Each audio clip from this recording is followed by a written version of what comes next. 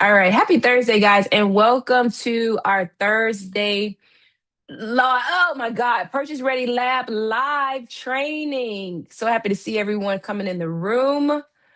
We continue to let everyone in. So, to this quarter, as we know, we always pick a theme and we continue with our theme. This quarter is our seller listing mastery. Say that fast 5 times. Seller listing mastery training. And so we are focusing on building a repeatable model for seller representation. We're talking about building a repeatable model, right? Repeatable model for seller representation. For those of you who I have not had a chance to meet before, I see all very familiar faces in the room. But for those who I have not had a chance to meet before, welcome to our Thursday session. My name is Ray Cole Jackson. I'm a South Florida real estate attorney. A little bit about me personally, just because I kind of like to make sure that we're all close and we're family, right? We're friends and family in here. So about me personally, I am originally from Miami, Florida. I attended the University of Florida for undergrad. So go Gators. I attended Santa Clara University School of Law for law school, where I was the founder of the Real Estate Law Society, came back home to Miami, got my LLM in real property development from the University of Miami School of Law. I am a proud licensed realtor in Florida and Georgia. I got my first license in California while in law school, and also a licensed loan officer in Florida and Georgia. So we're just all things real estate in this space, right? We are all things real estate when it comes to coming together. And not only that, uh, one thing that I always remind you guys is that because of you guys don't have to do what I did. I went and got everything. I think the only license, what license don't I have? I even did some appraisal training, but Nick is the resident appraiser. But the point is 360 degrees, guys. Our conversations when we come together are 360 degrees. And so whenever we have a transaction issue, let's just, we're always here to help. With that being said, again, we have in the room not one of our newest team members, Mr. Carlton Black. Carlton is our senior loan officer on the team. Carlton, you want to say hi to the group? Hello, everyone. I'm happy to be a part of it, and this is such an educational process that even if I wasn't a loan officer, I'd want to sit in on this. So happy to be a part of it. Thank you, Recall. Awesome. So Carlton mentioned last week, and I mentioned this group before, that he started off as a real estate agent.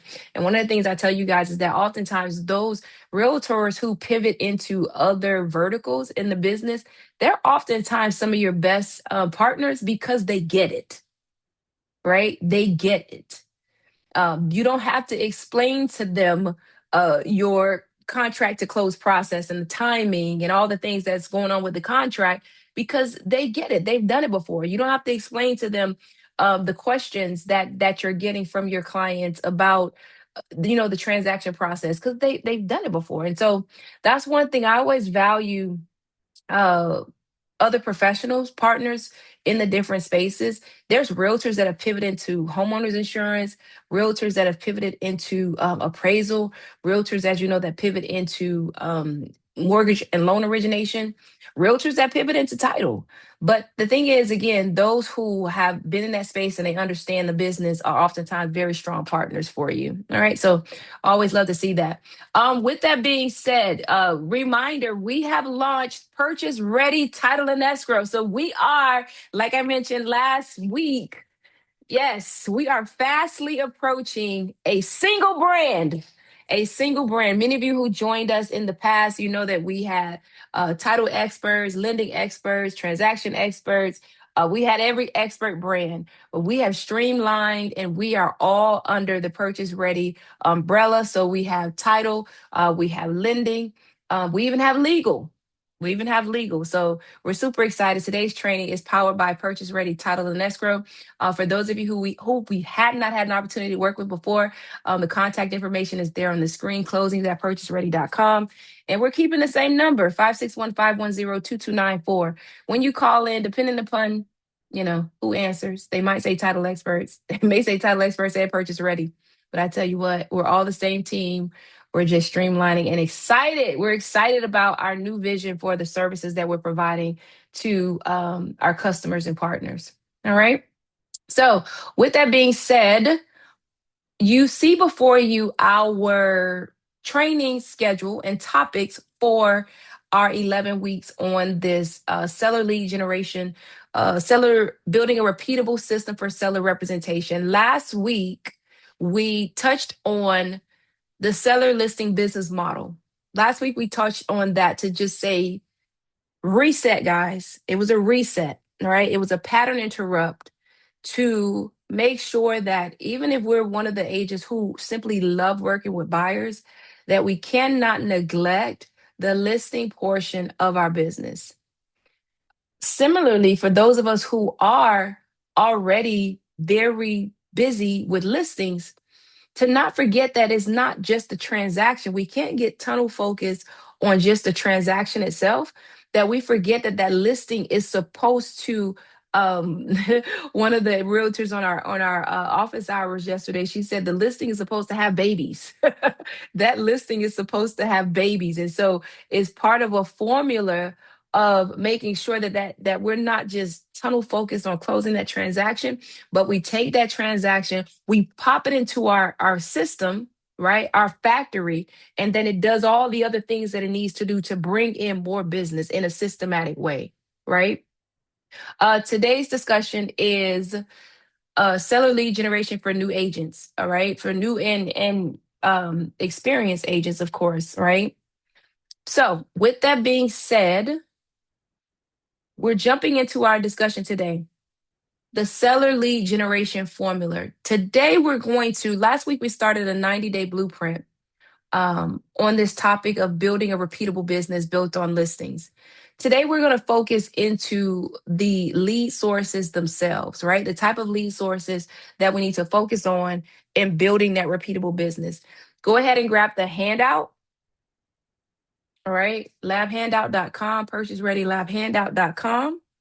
I'm going to tell you that the handout has this week's content and last week's content all in one document. Okay. Oh, did I do? Oh, I did. Okay. I had to make sure I was recording. All right. So, getting into today's discussion. So, last week, again, our core concept is that we needed to understand that building a business, a real estate business that is going to fund our lifestyle, it's not built transaction by transaction. That's not a business. That's a hustle. All right. And I'm going slow on purpose because we want to make sure that we absorb this information, right? A true real estate business, guys, is built by operating a repeatable seller representation business that continuously generates, converts, and multiplies opportunities, right? A repeatable system. Now, of course, buyers are part of this system as well. We choose to focus on listings this quarter, but the concept, the core concept is we're understanding that we're operating a business and the business must have repeatable processes that are part of a system. Repeatable, repeatable. Every lead goes through the same process. Every seller goes through the same process. Every listing goes through the same process. Every buyer goes through the same process. When you're systematic like that, as we talked about last week, now you're able to build leverage so that you can bring on others who will usher every seller through the same process, every listing through the same process, every buyer through the same process. We have an organized way of doing business. We talked about assessing our current business and It's just what it is. The real estate business as a realtor, it is primarily, most times it's a single agent deal. Most of you who have at least graduated to a transaction coordinator, congratulations. But the majority of realtors are operating individually, and everything is built on their individual effort versus documented systems that are, we have a process, and then we have not only a documented process, but we have a process that could be handed off to someone else, right? And so last week, I encourage you guys to commit to decide to transition from an agent to a business owner, to a business owner. Because see, there are some things that an agent will accept that a business owner will not, right? There's just some decisions that an agent would make that a business owner absolutely would not. Earlier today during the office hour, we talked about possibly having to fire a client because it impacts the business. This is going to impact other clients that we have if we go off our path and start doing a custom deal for this person, right? And then lastly, we made a commitment to document a plan, particularly 90-day. A 90-day seller listing business plan. Now, that business plan included high level. What is our revenue goal? We talked about this during our office hours, and that this one pager that we came up with during our office hours is included in your handout. I went ahead and shared it with you guys. It's something that we've been kicking around the last few days in office hours, but I included it because it'll allow you to see the thought process. But the business plan starts with, what is my gross revenue? What is the number, dollars and cents, that I need to hit for this business? That includes my personal income, my salary, and then that includes the cost to run the business. What is that number? And once we hit that number, we needed to figure out, okay, how many transactions do I need to close in order to hit that number? Well, in order to know how many transactions you needed to close, you need to know what's your average commission per transaction. And then we went a little bit further to say, well, that's gross. What is my net revenue per transaction? And then we went a little bit further and said, okay, well, if that's my net revenue per transaction, then if I divide that into my gross, my top line number, then that tells me how many transactions I need to close per year. Well, if I know how many transactions I need to close per year, the obvious next question is, how many leads? Because we know that you're not going to close every lead is not going to turn into a listing. Every listing is not going to turn into a go under contract. And unfortunately, every deal that goes under contract is not going to close. It's the weirdest thing ever, but it happens.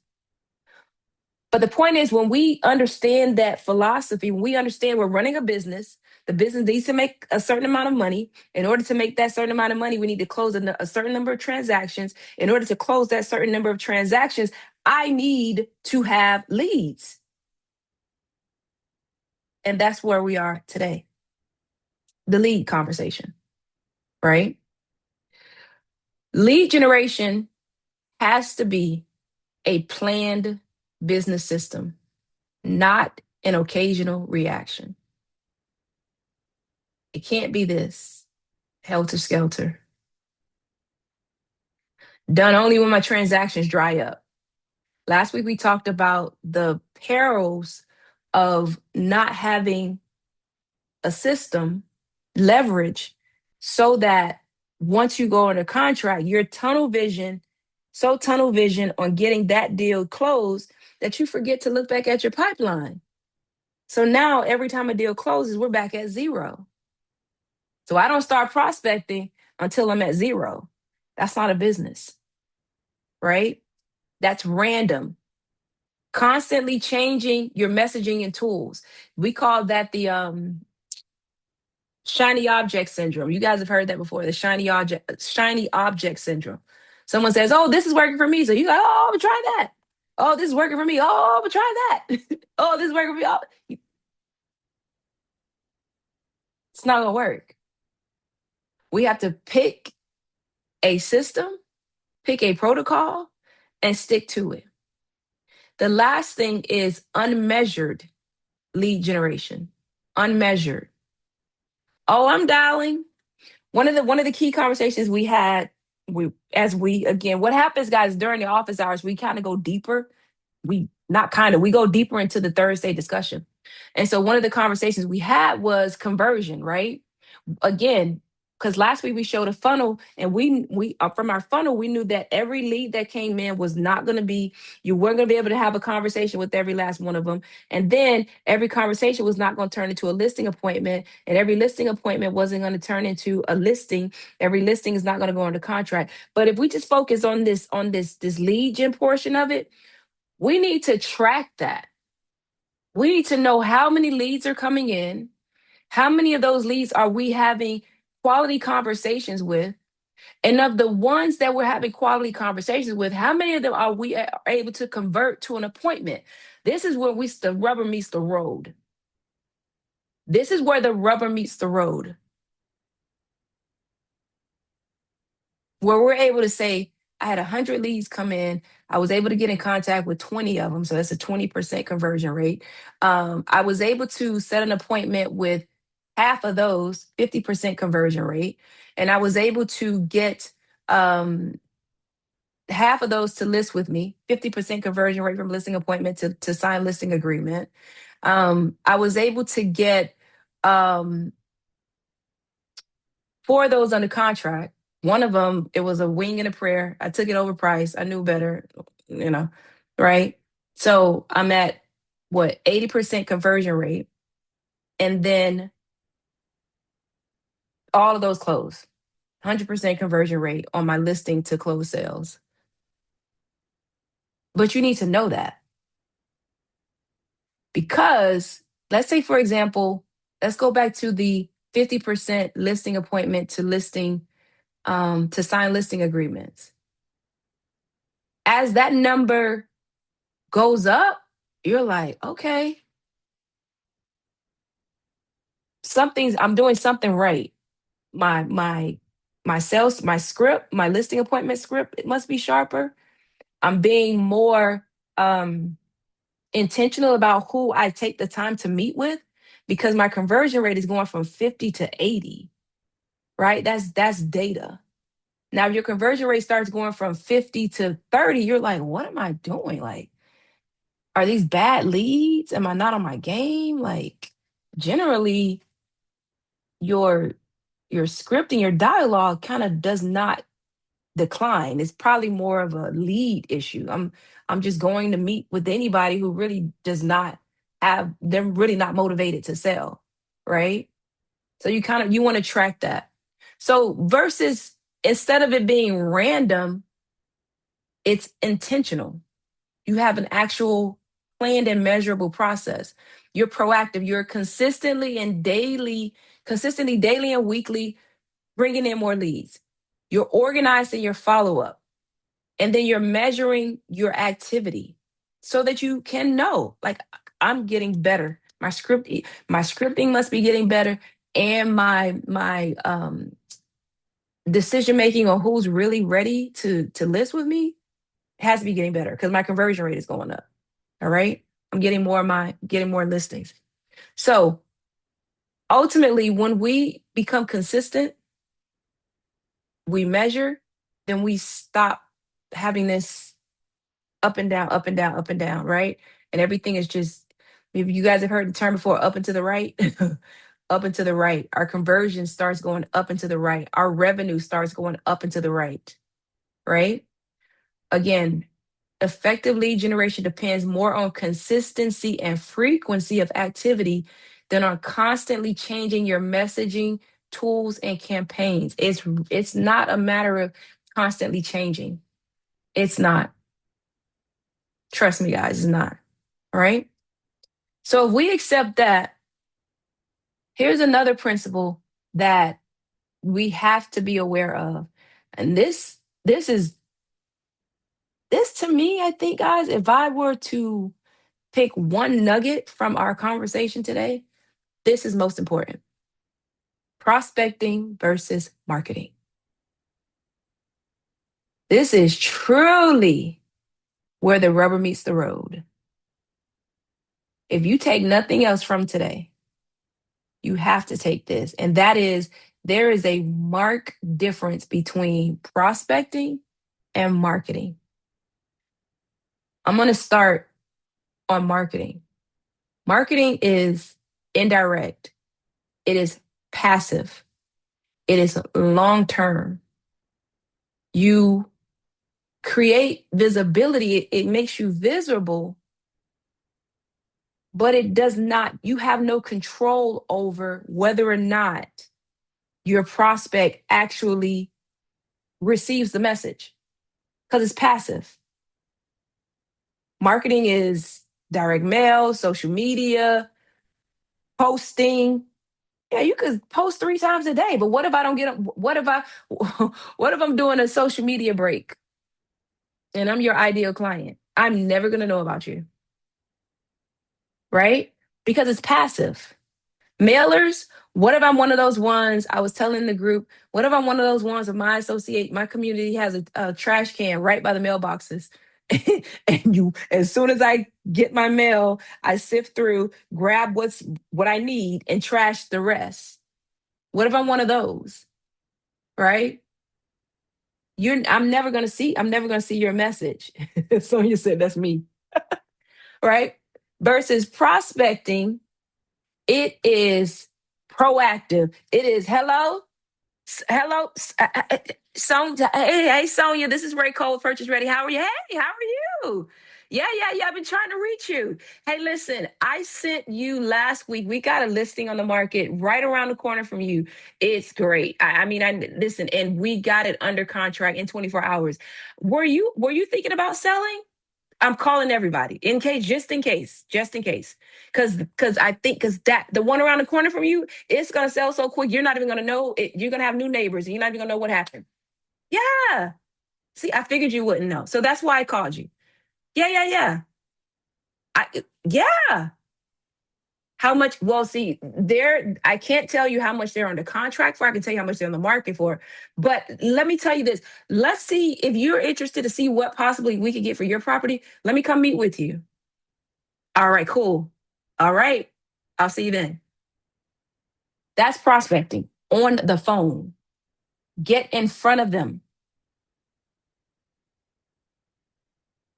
Sonya threw my mailer away. She just told you. Oh, that's me. Trash. I sent the mailer out when it went on the market. It went out immediately, but she threw it away.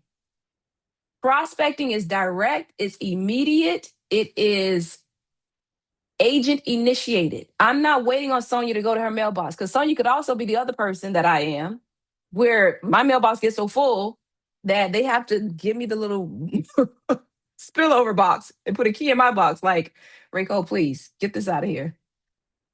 Right? You're not waiting on me to open my mailbox.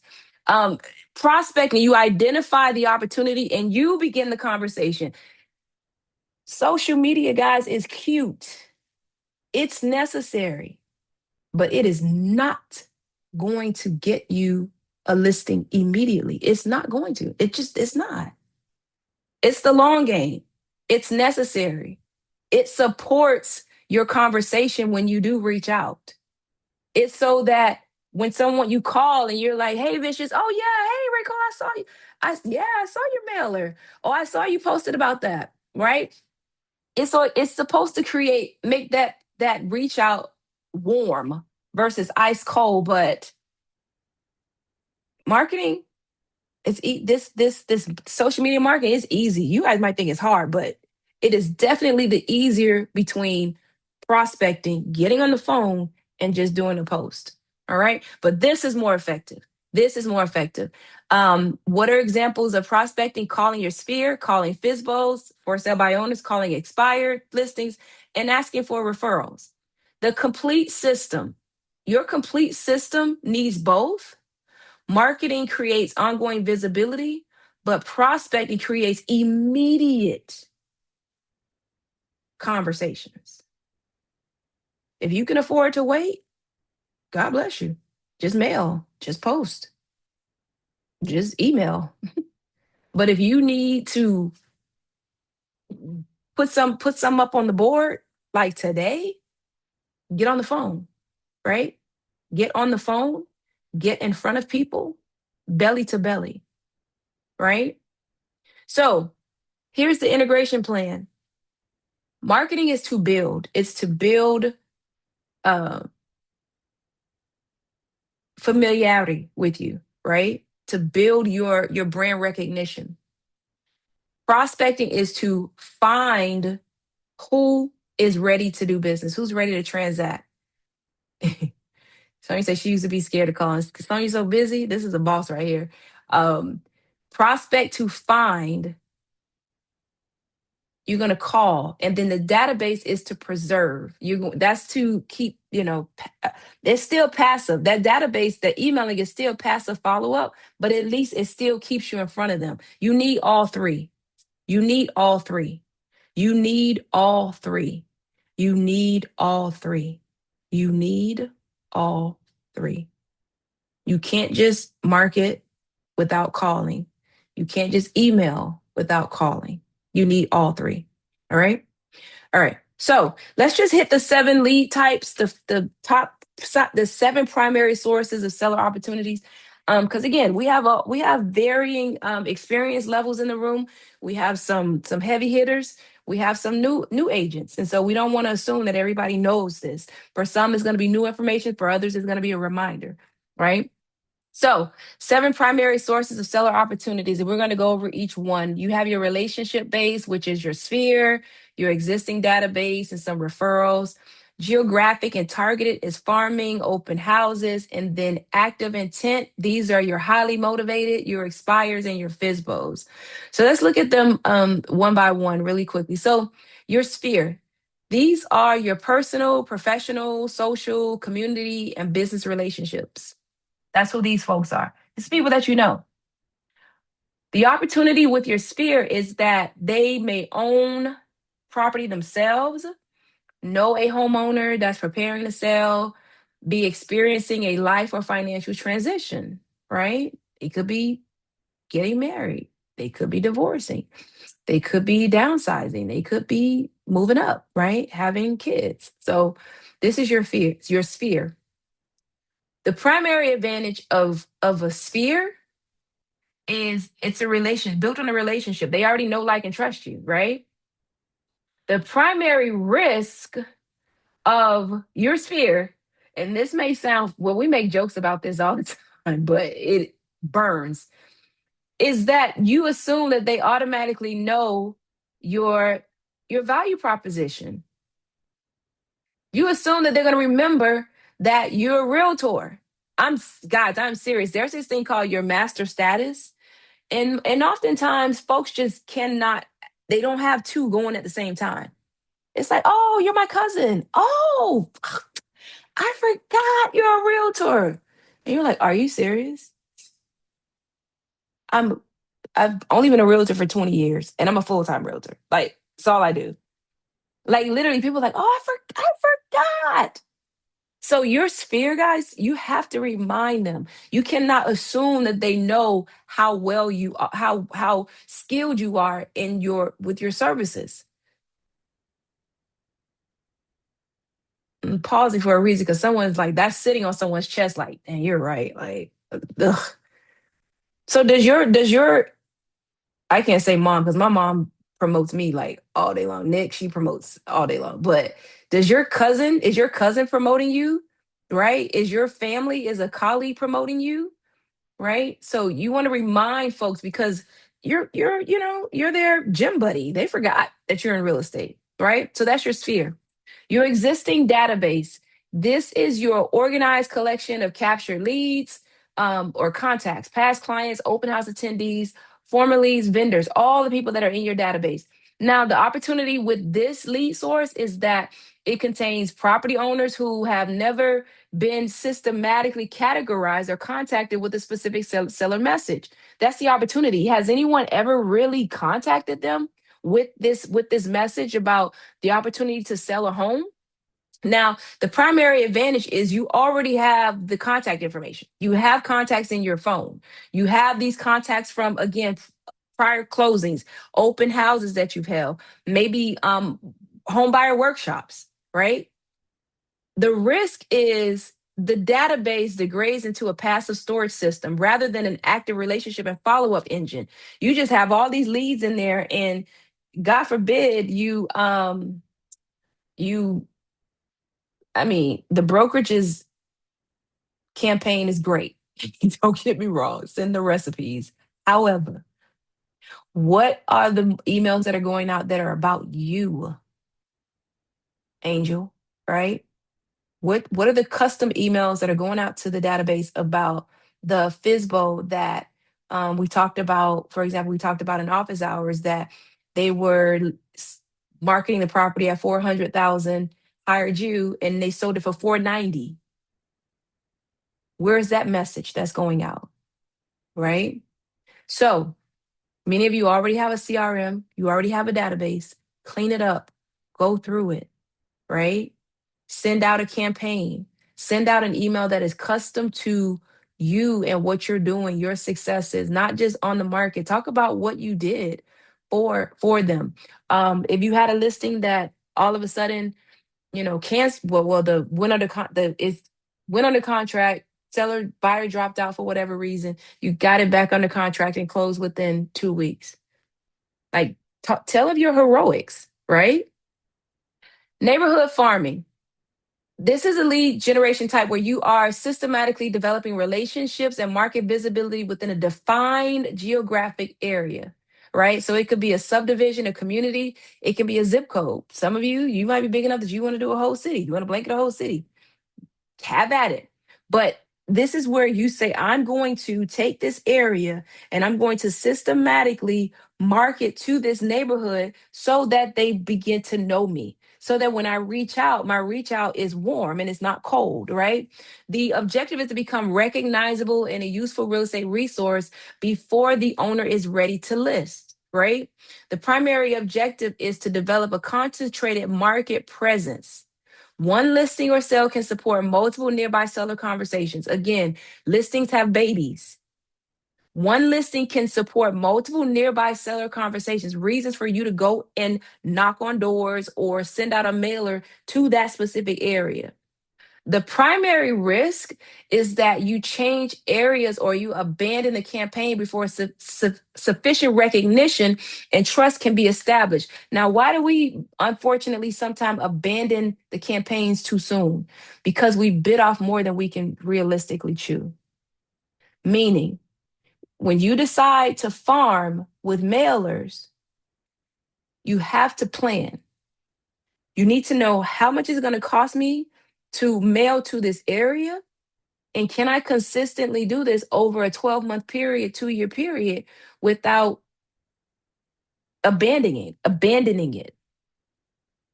So the worst thing you could do is say, oh, I'm going to mail 1,000 doors at $1,000 per month. And it's like, all right, I hope you got the budget for that. Like, make sure that's part of the budget. But if not, it doesn't hurt for you to grab 300. Maybe you grab a townhome community with very high turnover, because that's what you want. You want turnover. So you grab a townhome community with high turnover, and you just mail that community consistently. It's about maybe 200 doors on that little route, but they all know you, right? Send market reports, just listed, just sold, door-to-door outreach, and consistent market education, right? So visually, this is what it looks like. This zip code, this community, they know me, right? They know me. They know Claudia. They know Claudia sells this community, right? Nice. 1,000 mails. Yep. I had to get it down to 490. Yeah, because mailers are the long game. You play the long game with mailers, and you have to plan to have that budget, right?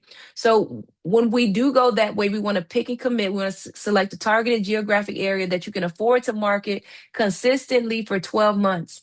You're going to mail it consistently, right? Distribute just sold, local market updates, and then to sweeten the pot, host events, right? Host events.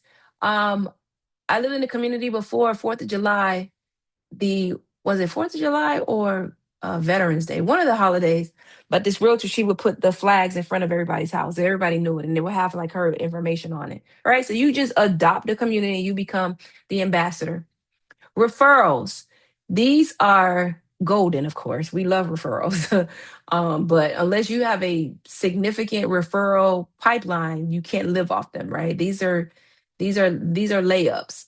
These are seller opportunities introduced or recommended by your sphere, your contacts, past clients or professional partners such as lenders, contractors, attorneys, those who are in the real estate space. Now, the opportunity, of course, is you're connected with the homeowner who has a current or future need. The advantage is the trust from their relationship that they had transfers directly to you, the agent they've been referred to. And it creates a much warmer initial conversation. You're not having to sell yourself for the most part. Like, as long as you don't trip over your feet, you pretty much have the listing, right? Um, the risk with this is with referrals is passively waiting for referrals without actively educating your network on how to refer people to you. There was an exercise, and I wish I could remember specifically the name of the book or the training, but the idea is that you reward the activity. So if someone refers you a prospect that they're not ready right now. Again, they have a $200,000 property that they think they can sell for 2 million. They're not ready. But you want to reach out to the person that referred them. Thank you so much for referring Kathy. We're talking. We need to have a little bit more conversation about what the market will bear for the property she's looking to sell. But thank you so much. Here's a Starbucks gift card for your time. You want to reward the activity, not the outcome. Reward the activity. They're always going to think of you. Reward the activity, the activity, the activity, not the outcome, because somebody's going to convert, right? All right, 5 out of 7. The open houses. This is your face-to-face lead generation events held at listed properties. Now, we joke about this all the time. We know that oftentimes, does it happen? Sure. But most times open houses don't sell the property. We know that. However, it creates a natural low pressure environment for real estate conversations to be had, right? As well as getting your name and your brand out there in the area. Listings have babies, right? The primary risk of an open house is treating the event only as a property showing. I'm just going to show this property because my seller said they wanted me to have an open house. And I'm just going to sit in here and sit on my laptop. If someone comes in, great. If they don't, oh well, this will be over at 2 o'clock anyway. Right? That's not the way we should look at it. We're not, that open house, as you guys know, it's not for that open house. Mm-mm, mm-mm. Nope. Nope, nope, nope. It is for babies. You need to implement a system for registration, qualify folks, and follow up. It's going to change the way you look at your open houses, right? Because you're going to probably have an urgent buyer. Somebody may come in with their realtor. Somebody's probably going to be uh, represented by a realtor, but they didn't come with their realtor, but they came in. Future of a future seller probably is curious about the property. Nosy neighbors, right? So we treat this open house as not selling this house, but the future opportunities associated with those who are going to be curious about that house, right? So door knock, invite the closest neighbors for a private VIP preview before a public opening, right? Require sign-ins at the door. Exactly. I wasn't gonna say it, Hansel.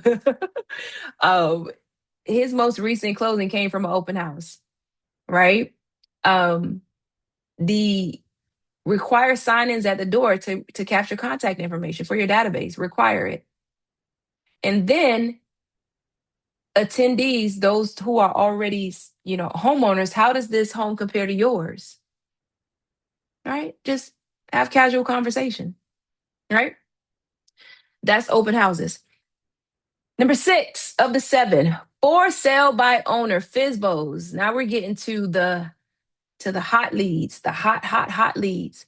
This is a property that the owner is actively attempting to sell without listing the property with a real estate brokerage. These are high opportunity leads because the seller has explicitly demonstrated their intent to sell, a timeline, and their willingness to participate in selling it. Like they want to get in the market. What happens is they need help with pricing, marketing, and negotiation. They don't realize it yet, but they will, right? The primary advantage is their immediate intent to sell. It's already known. They've raised their hand and said, I want to sell. The risk with FSBOs, and then you guys are not going to fall into this trap. We had this conversation during office hours. Don't begin the conversation criticizing their decision to try to sell on their own. That's the best way to alienate yourself from a relationship with the FSBO. You want to come from a place of value, established value, right? FSBOs are absolutely, they're not necessarily a very long game, but they're the long game. You follow up because we know that there's more to it, more to selling a property than just putting it on the market, right? But you don't, that's not the approach to have with a FSBO. You want to come, you want to be the complete opposite of every other realtor that's reaching out to them. You want to be respectful of their decision. You want to be service focused, offering useful market information and consultation rather than a commission argument. Well, if I could show you how I could sell the property and you make more and I still be paid, would you be not? Eventually, yes, but that's not the initial conversation. And we're going to talk more about how to have those conversations in later trainings. But that's the risk when you're looking at that lead type. Last one. Um, oh, further conversation on the FSBO. You to convert a DIY seller, you're going to lead with value, right?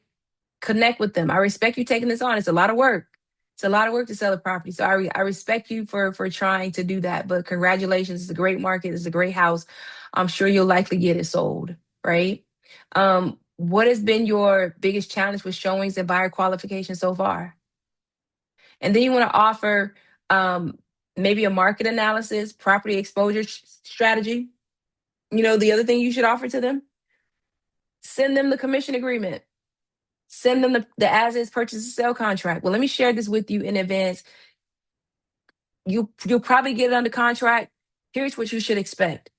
The buyer's agent is going to want to confirm that compensation, that commission is being paid. If you're paying commission, here's a document that they're going to want you to sign. Also, when the buyer makes an offer, here's the as is contract that they're likely going to use to make an offer to you. So here you go. Have at it. Go ahead. You have it in advance. And I'm like, dang, that was helpful, right? So you want to come from contribution. Lastly, expired listings. Of course, this is a property that was listed for sale but did not sell before the listing agreement ended. The primary advantage with these is that the owner has previously demonstrated a clear interest in selling and they likely just need a solution. Now, the risk is coming in, only focusing on getting the appointment and not addressing their frustration, their disappointment, or a change in circumstances. Like, even if their expectations were misplaced, they should have never expected 2 million for a $200,000 property. Let's give them an opportunity to sit in that. Like, we don't drive it in. Like, I don't know why you ever thought you would sell for that. The agent should have told you that, right? Um, you say, well, let's talk about a fresh strategy, right? Instead of criticizing a previous agent, like, listen, I don't know how you guys got there. It's a different market. But let's discuss a fresh strategy. Are you willing to discuss a fresh strategy? Are you still interested in selling? Yes. Are you willing to discuss a fresh strategy? Right. Don't dismiss their experience and their unresolved concerns. So I see your home came off the market. That must be incredibly frustrated. We know these questions. Why do you think it didn't sell? Was it pricing? Was it exposure? Was it presentation? Most of you probably, you should be able to tell. You're a realtor. You have access to the same data. You can look and see what the property was listed at versus what the market value likely is, right? So even though they might not say price, you're a realtor. You can tell that it likely was price, right? And so the pivot is offer a fresh data backed strategy that clearly differentiates you from their past experience. Again, fresh eyes, fresh strategy, right? So those are the 7 major lead types. Those are the 7 major lead types. The goal of today's training is you guys should choose 3 lead types. And in choosing the 3 lead types that you want to develop a system around in your business, some criteria that you should consider is number 1, access. Can you easily and readily obtain access to this audience, right? So use, for example, FSBOs. Generally, yes. Most of you probably pull the data from Zillow, expires. You can schedule that report from your MLS. You can get a daily email with the report of the listings that expired, right? Relationship, is there existing trust and familiarity there, right? The lead type, is this lead type going to require a different type of relationship for it to convert easily? Time, do I have the time necessary to consistently market to this lead type, right? Open houses, if open houses are your strategy, do you have the time to consistently host open houses? Got to consider that. Budget, Sonia just told us, if you decide to mail, can you afford to mail to 1,000 doors for 12 months? If not, we need to pull it in. Skill, do you have the necessary conversation skills to convert? Skill absolutely is needed when you start talking about FSBOs and expireds. These people already have a set thought process concerning selling their property. Do you have the skill set to convert them? It can be developed. Someone may be saying, like, Nicole, like right now, today, no, but I'm going to work on it. Okay. Market opportunity. Is the type available in the service area? For me, I would say, again, we talked about choosing an area that has turnover. Of course, everybody wants to do luxury, but that luxury community does not have enough turnover. If you're saying you need to close 20 transactions per year and that community only closes about 10 deals a year, we're 50 transactions short, right? That market doesn't have the opportunity that we need to hit our revenue goal. Enjoyment. Will you enjoy, be able to withstand open houses? Will you be able to keep dialing on expireds? Will you be able to keep dialing on FSBOs? All right. Measurability. You got to be sure to be able to measure your contacts and your conversions. And then, is this consistent with approved procedures? I dropped this in here because this comes along with, some of you are probably going to develop, how should I call it? Different listing menus, right? Meaning you may take not necessarily a FSBO, but a flat rate listing. Does your brokerage allow for that? If they do, great. If they don't, then you need to know that. All right.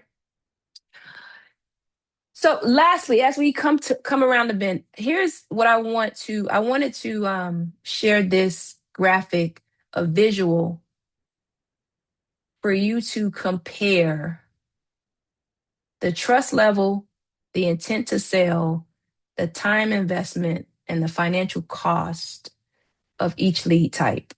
So you can decide where you want to land. Initial trust level with your sphere, of course, they know you. Your database, medium to high, they pretty much know you because you've at least been sending out the recipe emails every month, right? Referrals, high, because their friend or whoever referred them to you. Farming, they don't know you. Their trust level is low. Open houses, medium, because at least they see a body, right? They walked into a property. There's a medium trust level. FSBO, low. They don't trust you. They don't know you. Expired, low. The intent to sell. Let's go back from this direction. Expires and FSBOs, high. We know their intent to sell is high. They are currently on the market or they were on the market and their listing expired. Open houses intent to sell, you never know. They come in or come out. Farming, you don't know. Referrals, they may say they're ready. By the time you have a conversation with them, no, they're not really ready. Database, you don't know their intent to sell. Sphere, you don't know. Somebody may say, well, I'm going to choose my lead sources based on their intent to sell. The intent to sell is high at FSBOs and expired. Recall, that's where I'm landing. I got to make sure I'm including FSBOs and expires because their intent to sell is high. Time investment, medium for a sphere because you need to dial. Database, medium, you should dial and email. Referrals, time investment is low. That's passive. The most you need to do is just remind them of how to send you referrals. And when they send you referrals, make sure that you thank them for the activity. Time investment for farming is high. Time investment for open houses is high. You can only be in one place at a time. Time investment for FSBOs is medium to more so medium than high because you need to call. But high with farming and open houses because you can only host one open house at a time. At least with FSBOs, you hang up and you go on to the next one, right? So that's why your time investment is medium. And then as far as the cost, the highest cost is farming. Again, I jumped out sending 1,000 mails a month. I figured out, I can't keep that up. I need to bring that down. So this is a visual. You're going to decide where you want to land of the different lead types. Okay? Over your next 90 days. The idea is we have to stop over the next 90 days. We're going to work on this broken consistency. We're going to decide who are we, what's our 3 lead types, where are we getting our leads from, and how am I going to make a systematic approach to communicating with these lead types.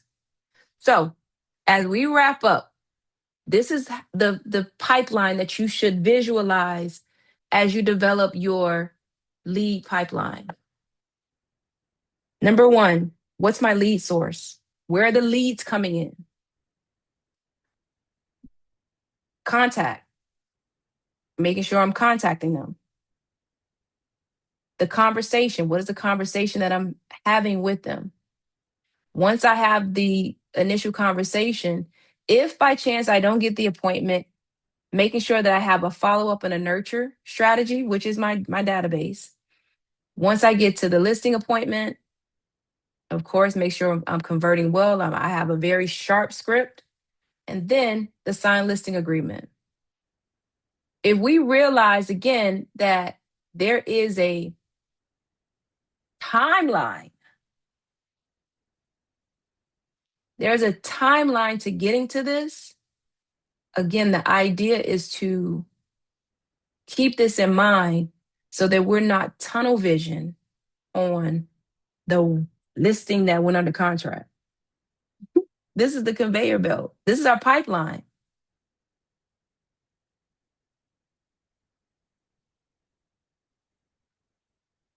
If we get tunnel vision right here at under contract and not look back, realizing that my leads need to go through this funnel, I'm going to be sitting at 0 until I get one each. Like we need to be systematic, right? Here's the last thing I want you guys to see. So we have this visual. The lead comes in. Okay, great.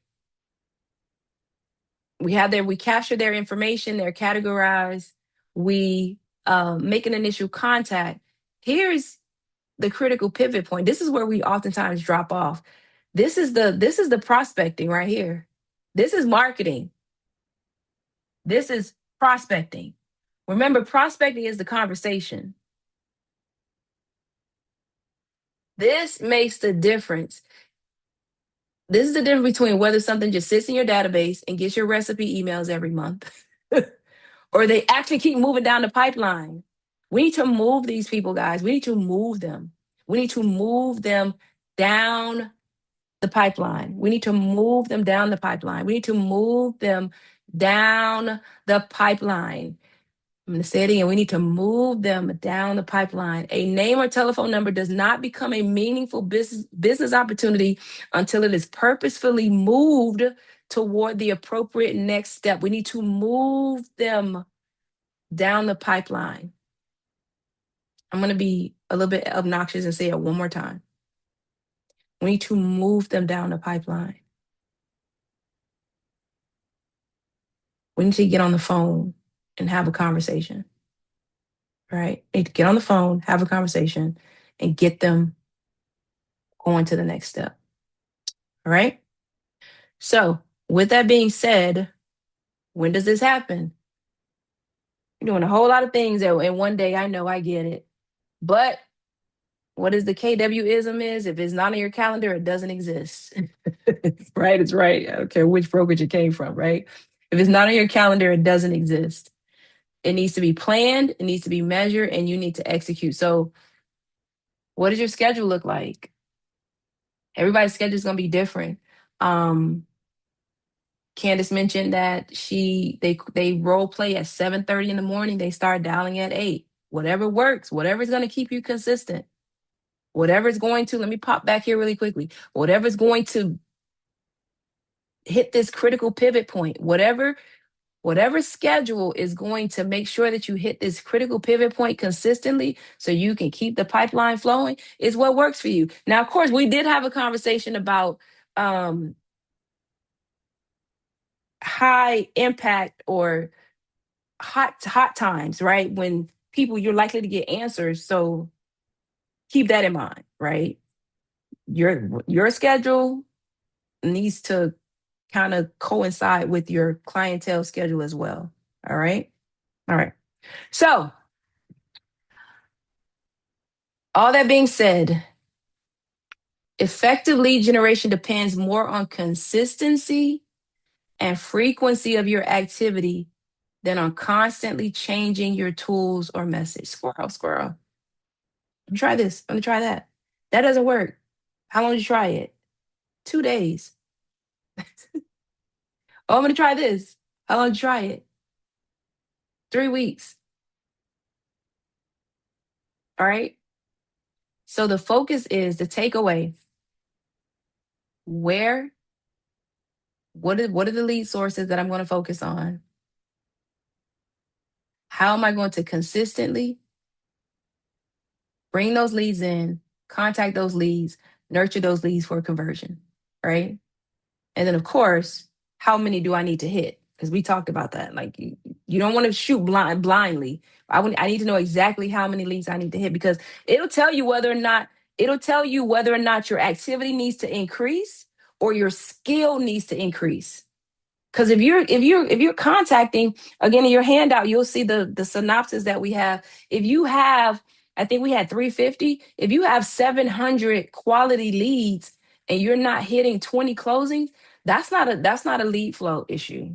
That's a skill issue. That's a skill issue, and we need to have a conversation about how to have that conversation. The seller conversion conversation. All right. All right. Questions. We are right. Oh, we like 1 minute over. All right. Any questions? All right. Good. Office hours. Again, sometimes the questions come after the training, and that's fine. That's why we have office hours.